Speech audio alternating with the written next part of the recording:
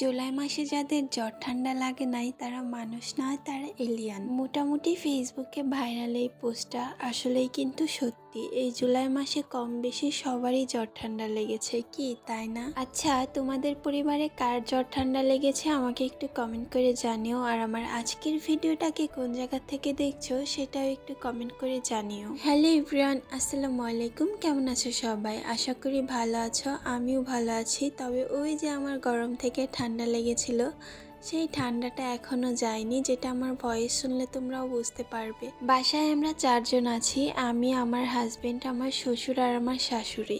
আমাদের 4 জনের মধ্যে 2 জনেরই ঠান্ডা, আমার শাশুড়ি আর হচ্ছে আমার শাশুড়ির প্রচন্ড ঠান্ডা লাগছে।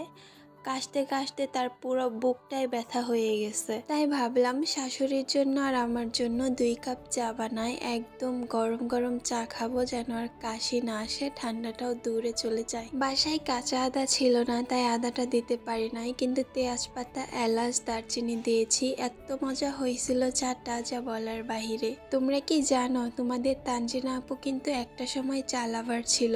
এখনো ভালো লাগে, তবে আগের তুলনায় এখন কম খাওয়া হয়। বিয়ের আগে সকালে ঘুম থেকে উঠেই চা খেতাম, দুপুরে ইচ্ছে হলে খেতাম, না হলে খেতাম না, কিন্তু বিকেলে মাস্ট বি আমার চা লাগতোই।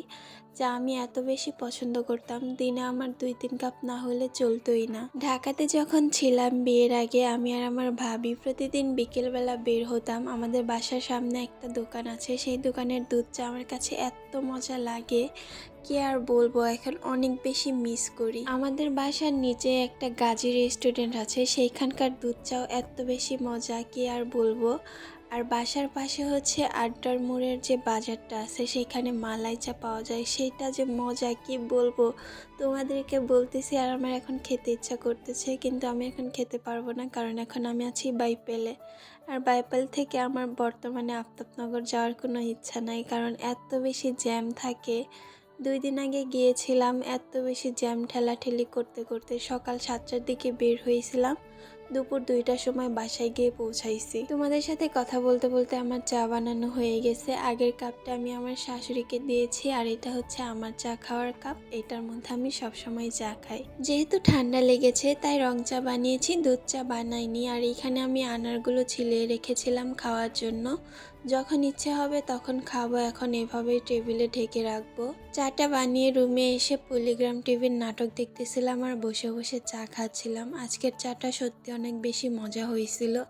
অনেকদিন পর রং চা খাচ্ছি, তাও আবার তেজপাতা, এলাচ, দারচিনি দিয়ে। সেটার গ্রানটাই আলাদা, আদা থাকলে আরো বেশি মজা লাগতো। মানুষ কিভাবে পরিবর্তন হয় তাই না? একটা সময় কত চা খেতাম, আর এখন যদি ইচ্ছে হয় বানাই খাই, না হলে খায় না, মানে চা খাওয়াই হয় না। আমি চা খাওয়া ভুলেই গেছি, এরকম একটা অবস্থা। তোমরা কে কোন জায়গা থেকে আমার ভিডিওটি দেখছো অবশ্যই কমেন্ট করে জানিও। আর আমার ভিডিওতে একটু লাইক, কমেন্ট, শেয়ার করে দিও। আর আমার চ্যানেলে নতুন হলে অবশ্যই আমার চ্যানেলটাকে সাবস্ক্রাইব করে দিও। আর আমার পেজে নতুন হলে আমার পেজে একটা করে ফলো দিয়ে রাখো। তো আজকের ভিডিওটি এই পর্যন্তই।